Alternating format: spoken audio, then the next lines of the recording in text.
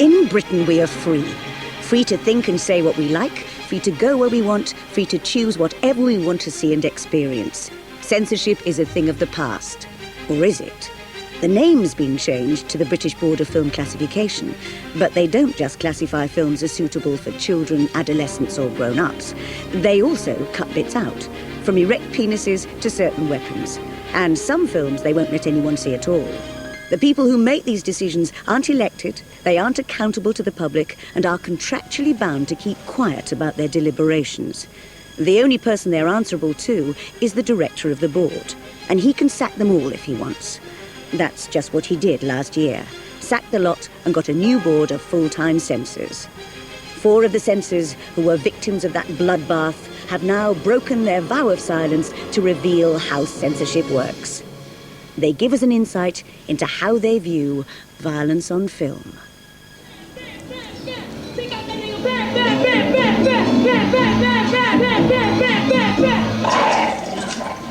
There's tremendous ignorance about what the very symbols we use actually stand for, what they represent. I don't think 1 out of 10 parents know what PG stands for as opposed to U, for example.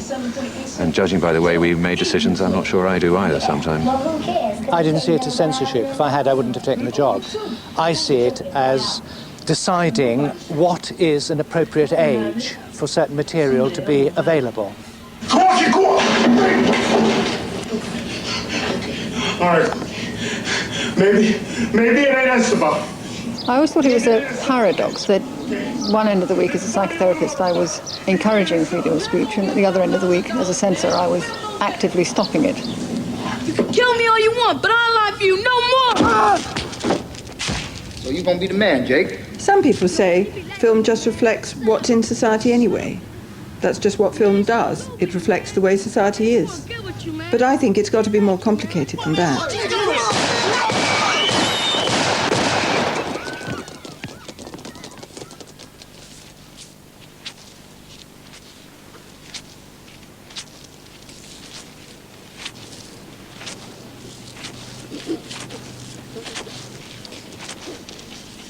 Oh, no. Oh, goodness.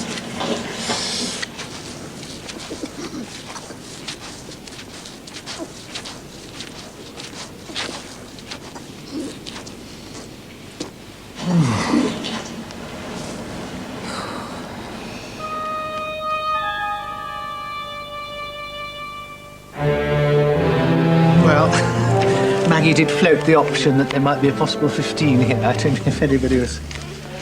Oh, I certainly think it's 15, 18, borderline. We have a child hero who's responsible for organising several murders, who's also responsible for passing around both smack and crack cocaine and all sorts of Which stuff. he doesn't take himself.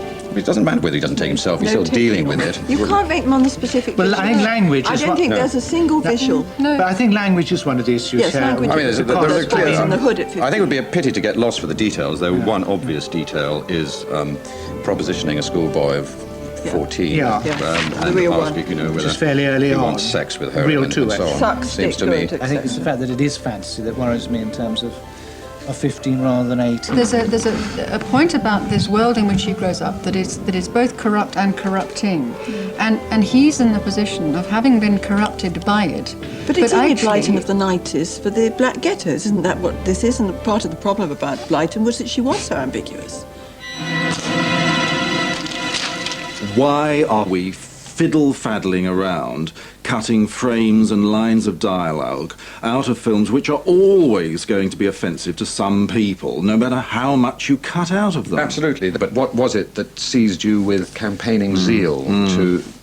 The illogicality, I think, more than anything. The fact that what's acceptable today as far as censorship is concerned may not be acceptable tomorrow. What is acceptable in one medium may not be in another. And most offensively of all, that what is suitable for you as an ex-censor to watch, and me as a critic, and these people as filmmakers, it's not, this may not be suitable for the so-called ordinary man in the street. I think that's the kind of ammunition that ought to destroy censorship.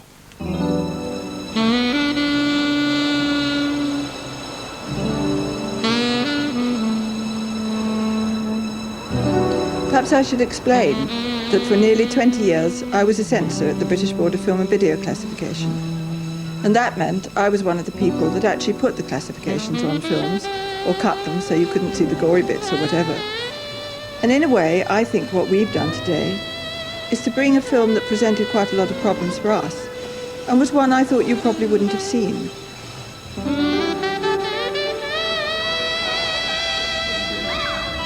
What are you doing here? Let me tell you something. I want you to listen to me, okay? This is not your country.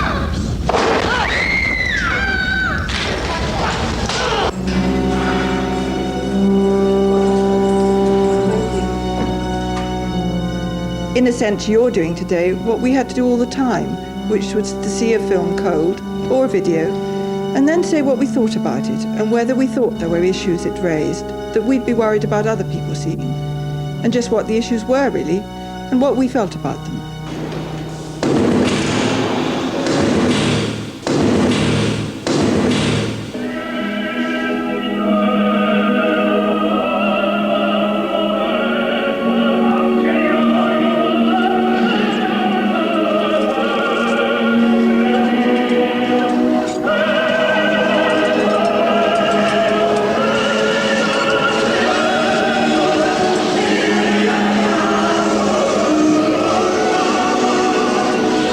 Watching that reminded me of Clockwork Orange, like a cheaper version of Clockwork Orange, but the same sort of thing with a little tribe, isn't it? Yes. And the classical music and the violence going on. Well, that's what that film was saying as well, like we're skinheads and we're Nazis and we hate Asians, niggers or whatever. I think it comes to censoring, you have to be careful with gang welfare. That's where I think the censoring should be done somewhere in the line there. Because it's okay saying now you're skinheads with Asians or Chinese or whatever. Yeah. I mean, if we had a Chinese person in here, it'd be a different kettle of fish. Because he may not like it, then you get his point of view. It could be skinheads against blacks. If you're poor or whatever, you know, if you come from a rough background, if you're violent, then you're going to be respected by other people and get what you want that way. Instead of like going you know, through education or whatever and doing it that way. If you're a violent person and you're feared, then you're going to get what you want. And that's always shown in all films as well, you know, like the violent person's always got the big house and the big car and the nice woman and, you know, and he's going around chopping people's fingers off and for not paying money and stuff, so. Violence is only one very small part of the very big picture. Social deprivation in the country just now. The breakdown of communities, the breakdown of family life itself, the missing male, the male role model in the family. Now, these are all contributory factors, and I think violence on the screen is only one small part. So when did you first encounter violence? I grew up with violence all my life. I mean, I grew up in the back streets of Glasgow in quite a violent neighbourhood called Postle Park, and it was a particularly violent area. And I mean, probably saw my first killing when I was 10 years old, and quite a violent one at that. Even when I was young, it was like, I used to hang around with quite a lot of gangs that just smash bottles and just hit people with them, you know what I mean? But to me that was fun, you know what I mean? I was young and it was part of life really, you know what I mean? But watching films like that, I wouldn't actually go out afterwards and start making it real, you know what I mean? But I quite enjoy films like that. If the parents don't look after their children and what their children are looking at, then it's the parents who must be held up there. It's not the actual violence. And it's not enough for a parent to just say, no, you're not watching that, and that's it. Because normally, well, when I was a kid anyway, my mum said don't do it. Then I would wonder why don't do it, and I would probably go and do it. But my mum said, no, don't do it because, then I think that's got a lot to do with it, and I think parents have got a lot to do with censorship rather than the actual censors themselves. Parents not mean only father and mother or first-degree relatives. The society is the parents of all the kids, and they are the responsible their future. The filmmakers, they are as well the parents of today's child, and they have to think before making a violent film. They made a film to showing a very realistic, a very effective. Who were they making this film? For the adult or for the child? Child can access to get anything from video show or any kind of violent film, anywhere. I think that goes to the crux of censorship, doesn't it? It's the ones that can't distinguish between fantasy and reality that censorship poses a real problem for. Violence can sometimes desensitise people, and certain individuals it can disturb people, and it's usually ones that are unable to distinguish between the fantasy and reality that it disturbs.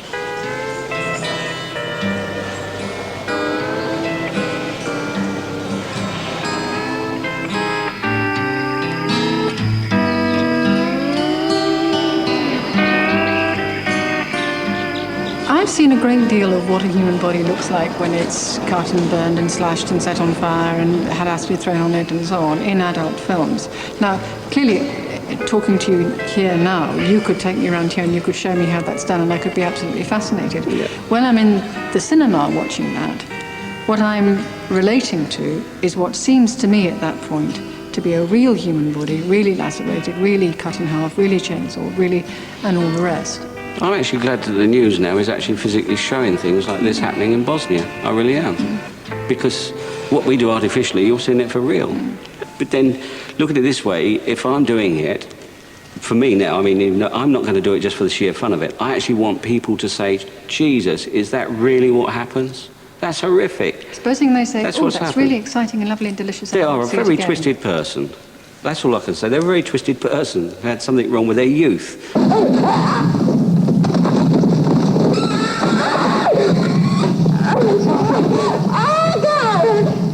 We knew when we did the original Alien. I mean, I did that. I blew something out of John Hurt's chest, which, if people have seen it, it'll probably stay with them for the rest of their lives, this thing happening.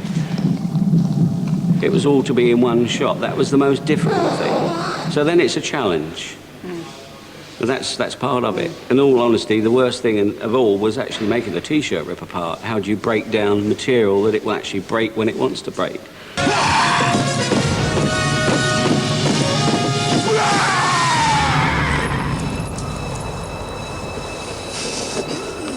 This little character here came 45 feet out of a castle battlement into a lake with Mel Gibson on his back. It wasn't Mel, obviously it was a stuntman, but they actually came out and into the lake. And you will never know that that's not a real horse.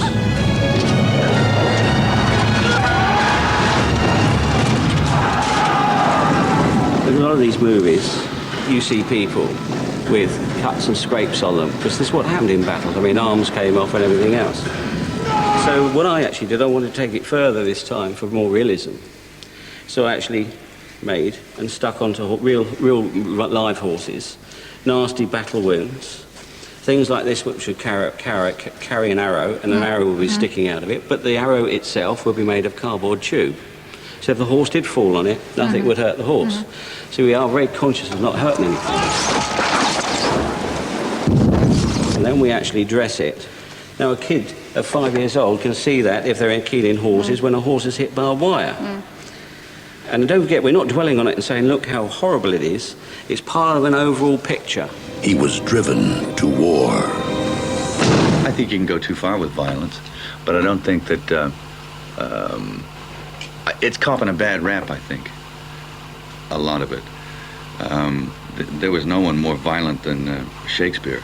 And some of those Jacobean tragedies are just, they are really, you know, whoa. Dead for a ducat!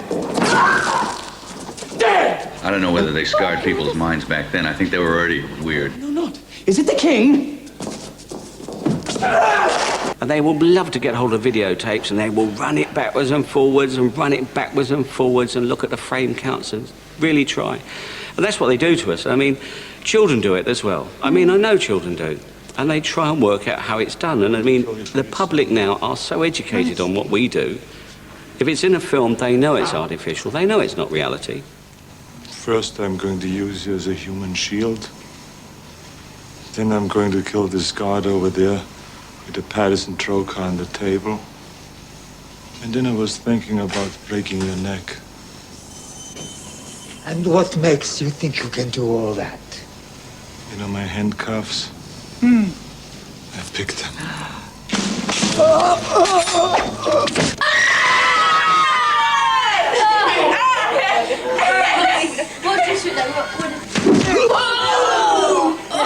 They can't get him up.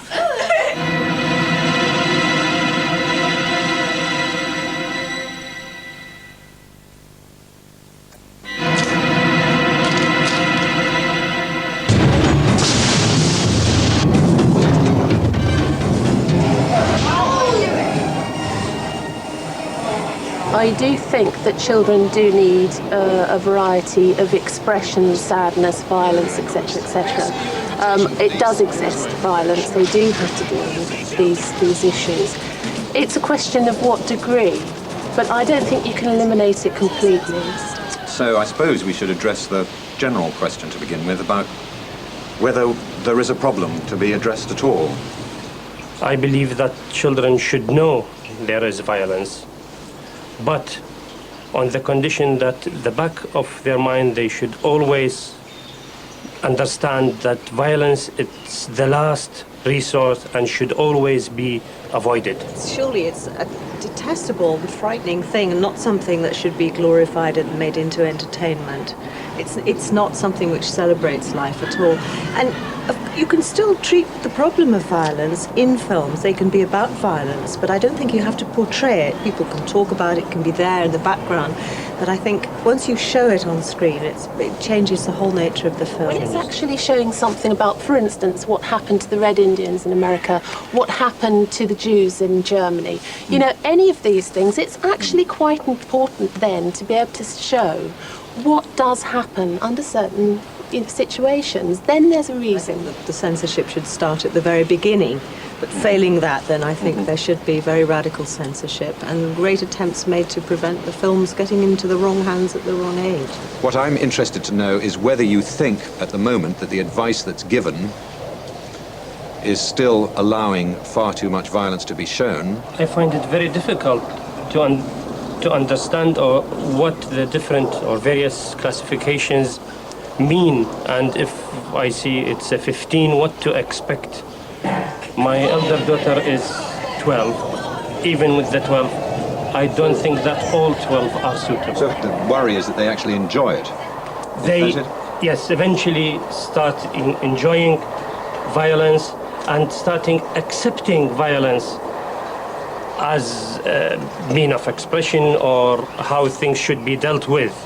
Cahal's got Shem, who's a girl, and in a way, I think there's more of a problem, and correct me if I'm wrong, but with boys, because I know that my sons feel they have to conform to this kind of male image, and you know, certainly when I suggested there might be a certain amount of violence that they were going to see, they were saying, oh yeah, great, yeah, blood, guts, you see, and whether they really enjoy it is one thing. They certainly say that they want to see that. And again, I worry that the more they see, the more immune they'll come to violence. And if they see it on the street, well, you know, it'll excite them in the way that they're excited by these videos and so on. Children like 12, like our age and everything else, under should be seeing the bits where the knife bit went into the man's eye, because that was very dangerous. It was sort of disgusting as well. All right, so let's imagine that you're all the British film censor. I want to go round and I want people to say the category that they think it should be without anybody changing their mind as we go round. 15. 15? Shmaine? 18. 18, I think. About 16, 17. 18. 18? Yes. 18. 18? 18, definitely. Have you ever killed anyone? Yeah, but they were all bad. The violence encourages people to go out and buy guns and knives and does crimes and robberies and stuff like that. So say like if a 15-year-old went out and watched it, when they turn older or at about that age, they'd probably go out and get a gun or a knife or something. They would pick it up, like, you know, the age of teenagers, most of them are like in competition with clothes and everything, and they'll be fighting. They might think, they're fighting in the middle of a fight, and like use the moves what Arnold Schwarzenegger's doing and break somebody's arm maybe. Some of the shots in that and the views were dangerous. Sorry. More people tend to buy violent videos, so more people make violent videos. So the more gory they make it, the more gory the other people have to make it to compare with this gory film that they've just made. If violence gets really disgusting and gory, then children do start to, you know, if they see something really gory, that they're going to, you know, sort of worry about it. If, you know, the kind of child that gets nightmares. But if it's just a bit of blood and it doesn't look that real, like in this film, like when he got the scalpel thrown in his eye, there was no blood at all. Then they're not really going to worry about any nightmares. I don't think it's the violence that gives people nightmares. I mean, like they're worried and stuff, but it's more if things are scary. It depends how mature or immature you are, or how you get excited by that type of thing. Because I only enjoyed the parts that were funny. I didn't really like the violence parts. I found them quite boring because they didn't look very real. It's just another action movie.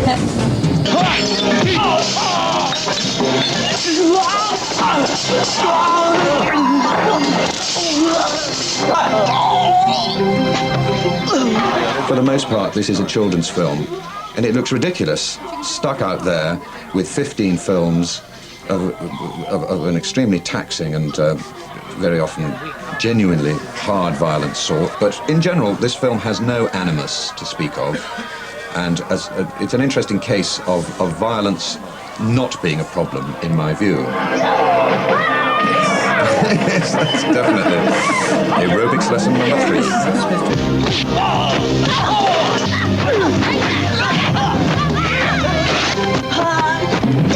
What this is as it were a transcultural product, because you've got this is a Chinese Hong Kong made film, and we know from other Hong Kong films that there's a much higher tolerance of what we consider to be actually quite specific and quite startling violence in films intended not only for children but for family audiences, as indeed we found in Hindi movies too. There are bits in it that stand out that you need to take out. The drug, the needle in the arm thing, totally out of place as far as we would be concerned. Get rid of that. But it's the sort of thing that should sensibly, in my view, be cut, and it wouldn't be difficult to do it for PG. What people object and get worried about is the fact, for example, in the fight scene in the village, you get a shot where suddenly somebody, in fact one of the villains that I seem to remember, first elbows somebody in the face and then elbows in the stomach, and the kind of criticism that one constantly is being assailed with is the notion, oh, well, that's what they do in the playground. Oh, I said pretend! Just speak more clearly. Don't get me wrong, I will go along with classification if it keeps people happy, and I think that's all it's there to do. But it's, in fact, a nonsense, because films become more attractive the higher rating they have. Young people tend to dismiss films with lower ratings because they're kids' stuff, and they're drawn to the films with 18 certificates. That is the kind of film they want to see. This is the only real evil left.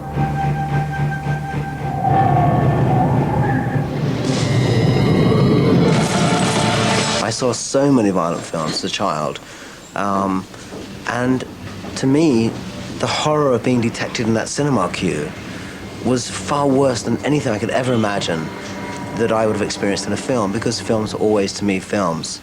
There were wonderful things I would lose myself in for a couple of hours, but they were never the real thing. The real thing was always much more scary. I want some more. I think we can mislead people into thinking that if they were to ban horrific images from television, everything would be fine. The fact of the matter is that children in our society are traumatized almost daily by all kinds of horrible things that happen to them. They're not properly looked after, they're sexually abused, they may be physically abused, and they certainly sometimes are emotionally abused. Basically, it is parents' responsibility for protecting their children. I'm not saying that watching an unmitigated diet of horrific images is good for children. I don't think it is. But then I don't think an unmitigated diet of anything is good for children, and probably it's not good for adults either.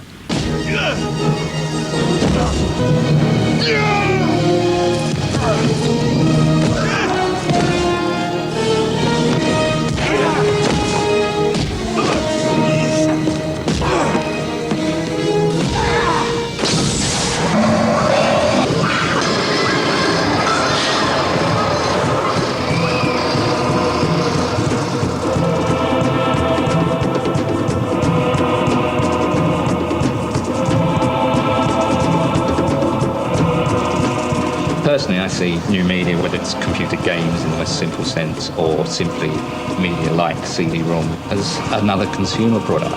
There is no gatekeeper. And so there was an attempt, if you want, to try and stop anybody seeing anything just because one child might at some stage see material. But I don't notice, a moral collapse simply because, 60% of all children have seen a teenage, i.e. 15 or upward movie.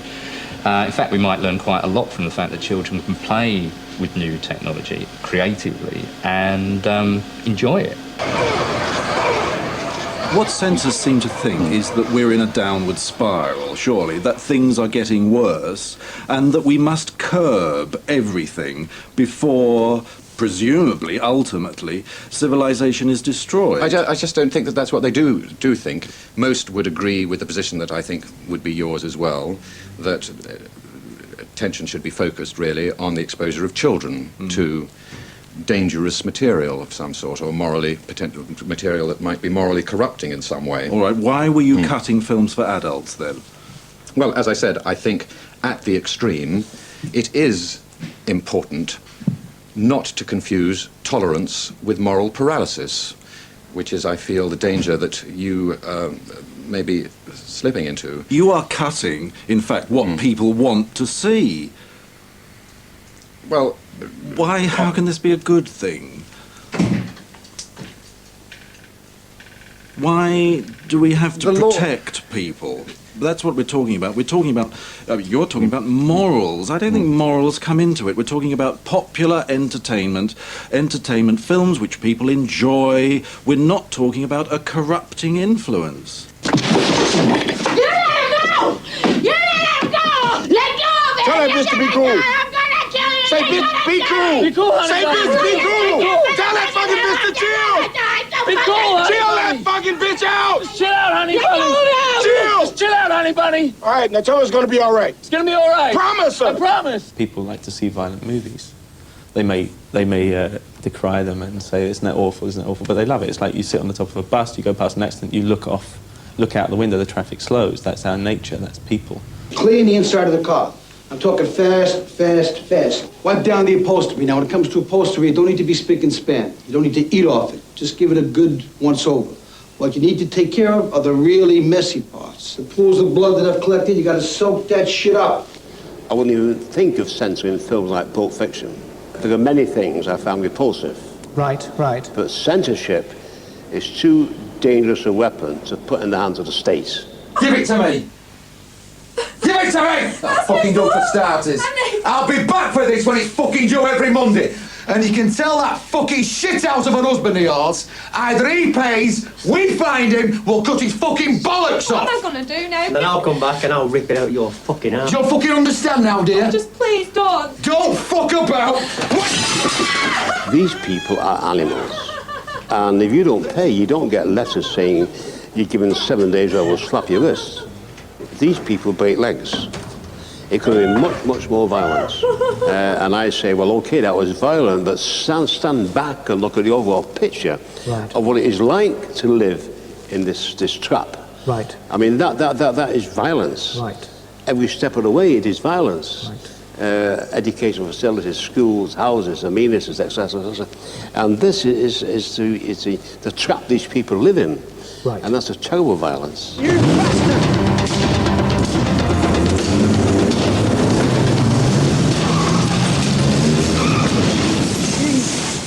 Where the scene was weak, in my opinion, was the actual crash. He seems to go a dozen yards and bang, he's dead. Right.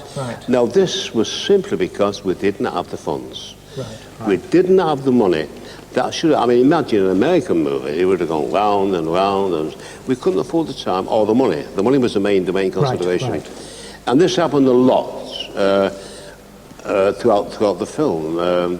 And if you spot it, I mean, especially having written it, I knew what could have gone in. We've had the same problems with the Spanish Civil War film, Land of Freedom. It's a huge operation, about 20,000 militia on this front alone.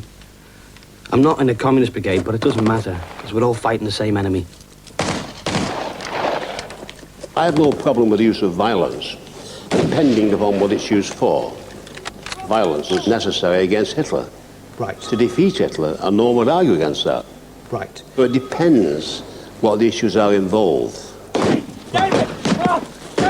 I think you can draw parallels for any situation where there is war and where there's a crisis of leadership and where there's a breakdown in beliefs, in philosophers, and where different contending parties are manoeuvring and manipulating, and the people at the bottom are the ones who suffer.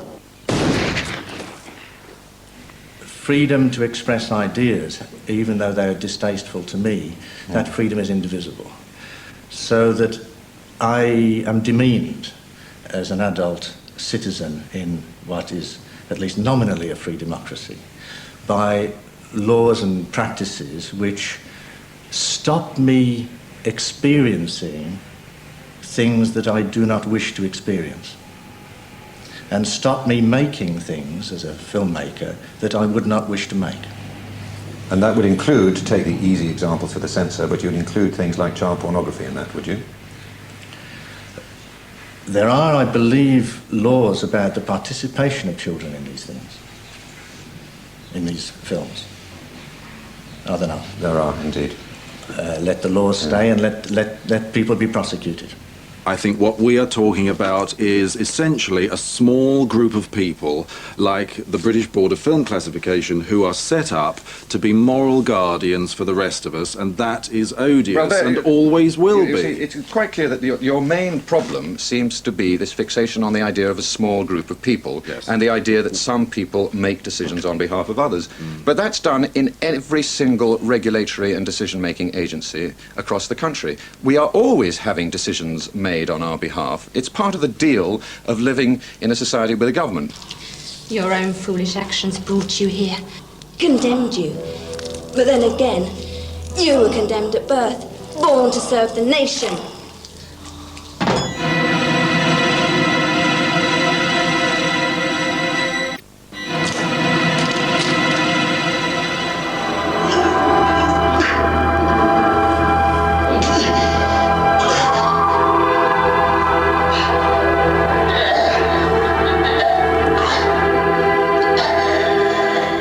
I was concerned, it's raised rather familiar conundrum for censors and classifiers, which is whether something can be terminally boring and obscene at the same time.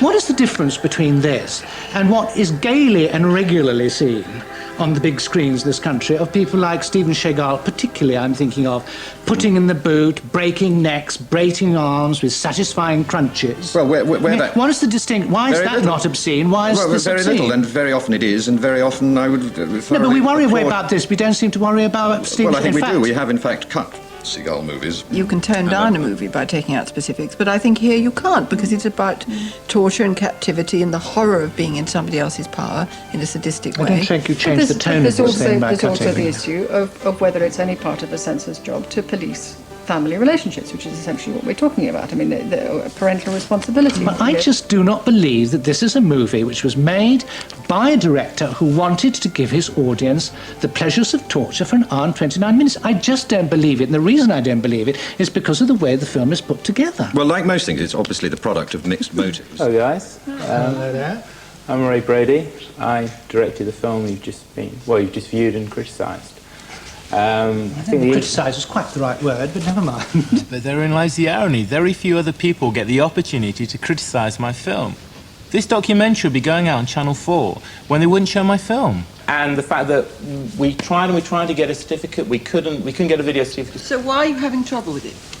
Why am I having trouble with it? Well, why isn't it being screened? Because I suppose it's because my film is considered to be, something which is foul and, I don't know, it's trash, I suppose. Maybe it's considered to be that, I guess. I mean, we conceived the film to actually challenge some of the ways that the BBFC were actually editing violence in this country. We thought, well, really, to tell you the truth, we thought they were really getting it wrong. Guarantees running at 10 then.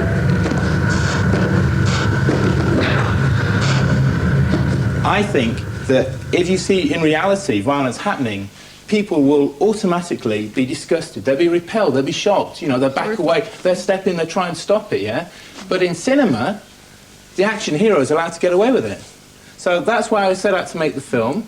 We also try to bring up points about domestic violence, use of torture instruments. In domestic violence situations in this country, which is the majority of violence that actually happens in this country, men beating up on their wives and things, it's those kind of instruments which are used. So, I mean, I don't think actually, if you see these things as despicable and horrible and disgusting as they are, it doesn't mean that you want to emulate it, you don't want to copy it.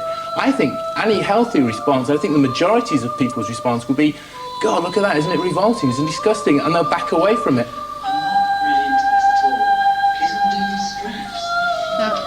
I mean, it's interesting for us as a group of women to look at a film like that and find out where we are. I mean, are we actually identified with the two women in there? Well, when it first came on, I must admit, when he was in that chair and she was at the very start, I thought, wow, God, what it would be like to be that woman and be able to say and do the things that she did to that man. But that's not to say that I'm going to go out and drug some man and tie him up to my bed and torture him, but you do. So it does affect you in some ways, but only if you've got it in you anyway. I mean, we'd all like to do things, but we don't all go out and do them. It's a nice thought to think that you could actually get revenge on a man that treated you badly, but I don't think I could actually go away and do it. I think we all fantasise about getting revenge, don't we? Yeah, but I don't think I could. He'd be inclined to reverse that role and put women in the chair if they saw the film. But obviously, at some level, it's got echoes of what might have happened to some of you here. You know, so there's a way that you can put yourself, or you find yourself put. Well, before it was only a film, you know. But then when something comes on that fetches things back to you, it's not a film anymore. So then it's reality. In parts, when you can relate to it, it's quite scary. But once it's finished, it's gone. And I don't think I'll hold on to anything.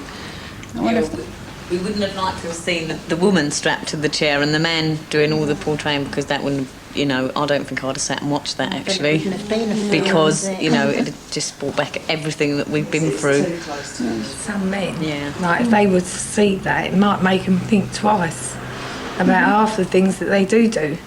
Like, you know, going out, finding other women, not using condoms, showing them proper family values, which they should have anyway. And it's these men that are the ones you've got to get through to, because they're the ones that really don't care. That just go out and do what they're going to do and don't give a damn who's in the way. To them, it would be just a film. It would be, what a load of rubbish. You know, this just wouldn't happen. And I don't think it'd change them at all. One of my sisters was actually killed from domestic violence, and her husband was obsessed with karate films. He had loads of karate books, and actually collects all the karate films you can ever think of. You know, and the actual incident that when my sister died, it was a blow to the neck, and it was one blow.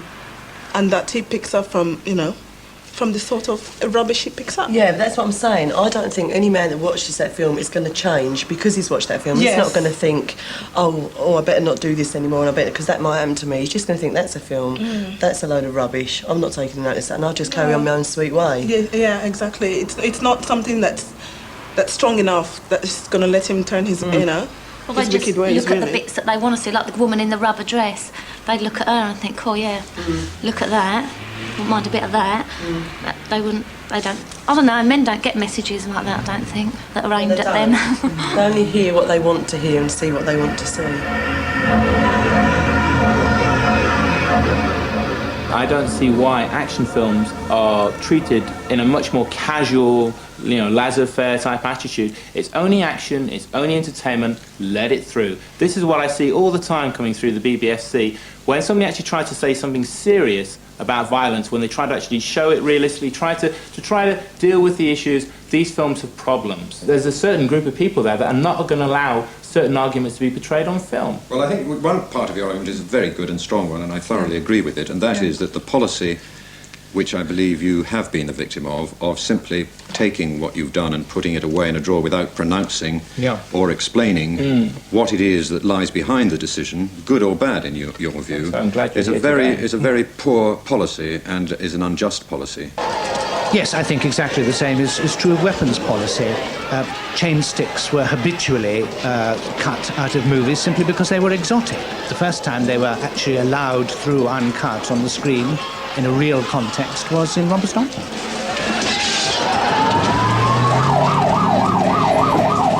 If you were walking down the street, I'd go That's like true. that. Oh yeah, absolutely, absolutely. Yeah. I've just struck you before you got within 2 feet away. Yeah.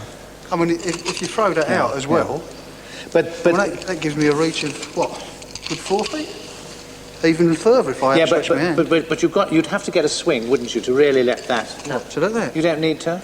No, if you know how to use them. Well, that's I think it's the point I'm trying to make.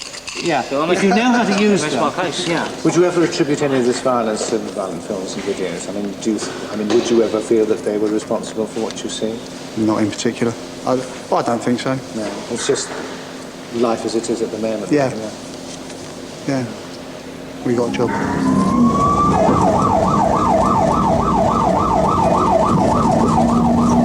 Some domestic fights, it'll just be somebody slapping somebody else in their family.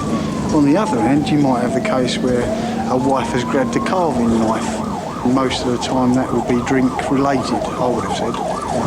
Drink's a common cause, isn't it? Yeah, very much so.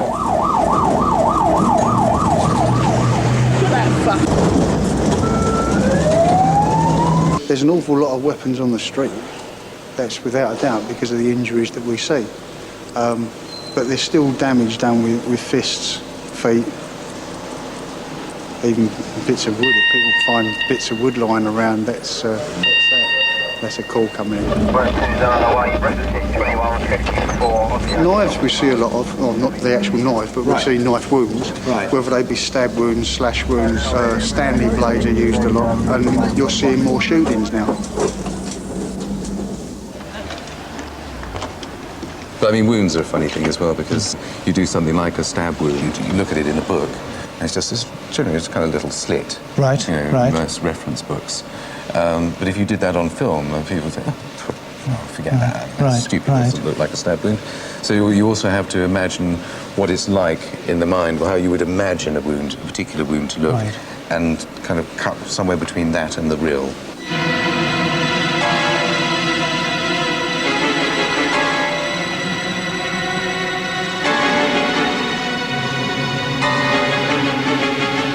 A lot of people tend to think that it's kind of all horror, and horror I tend to not do so much of. What we tend to do here is a lot of very high detailed work, and very high quality work, stuff that looks natural, real, and very good mechanics. We have very good technicians, very good sculptors, and so when we do something like a prosthetic, every pore of the skin is sculpted in, every little line is sculpted in to look absolutely natural.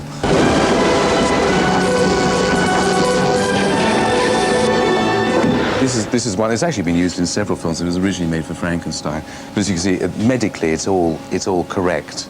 And then once, when you put it on set, you put bits of kind of goo in there and KY jelly, and whatever's needed to kind of make it shiny, and it brings out all the colours, and it looks absolutely real. But all the hair is inserted one by one. Once was bad enough, but twice. Didn't knock, honey. What our specialty is here would be any hits on the face or arms, any bare skin. Right. And we have a method that we use. So for it's a that. flesh wound, in other words. Yes. And on the Crying Game, Miranda Richardson had to be shot in the neck, and then blood had to pump out. So, I remember that. He was there, wasn't he? So when you've got someone like Miranda, a very delicate lady, I mean, you had to, and then put explosives on the neck, you have to be very careful. The main thing is, if you've got an actor that's paying £7 million on a film, or the film's worth 300 million or whatever they spend, you can't go and kill him. You know, so if you're going to... That sounds reasonable. Yes, right. So if you're going to throw something like a brick, you obviously don't throw the brick.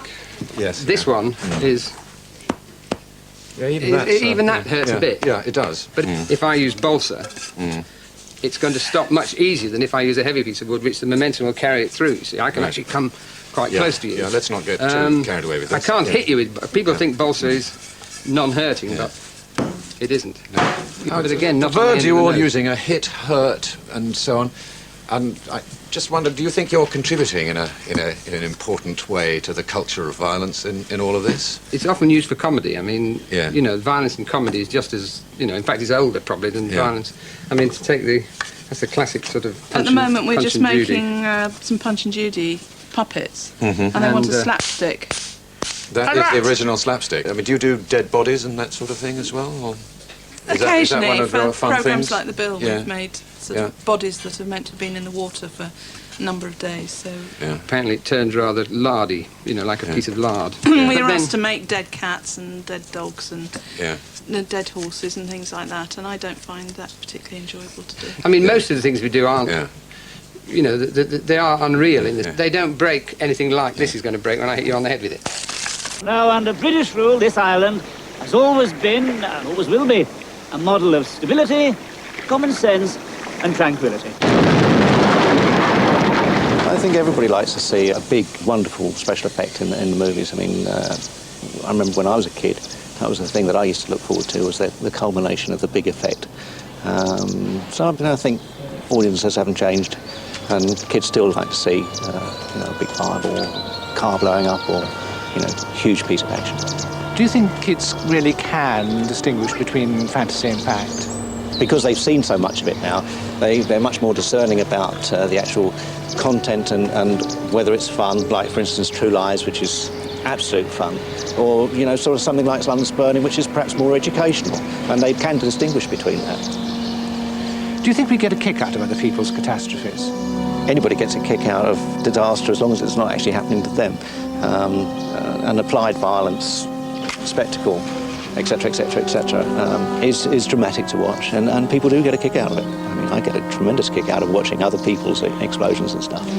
So how do you train your people to cope with all this stuff? It's not training so much. What we try and do is grade everybody on the experience that they have and they've achieved over the years of working with fellow professionals. Well, I should ask you, I suppose.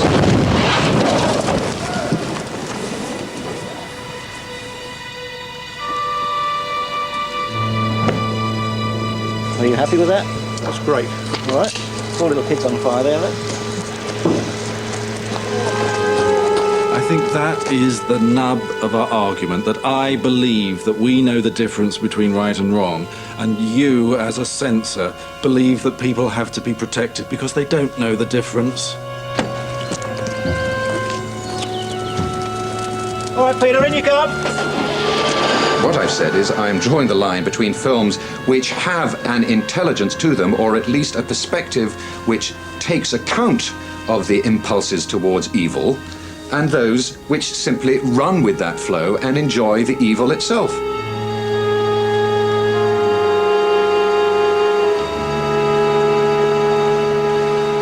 If you've sat there day after day experiencing this material, which is only banned because it's harmful, then I deeply worry about the state of the soul of these censors. And I want to say to them, don't protect me. Please, I don't want it on my conscience that you should be morally depraved and corrupted on my behalf.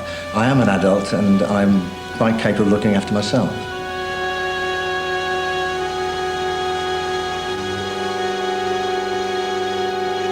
It has damaged me. No, I'm not saying that in any sort of brave champion of the people sort of way, but I think it's undoubtedly true that all of us have now images and ideas and experiences inside us that many or most of us would rather not have there.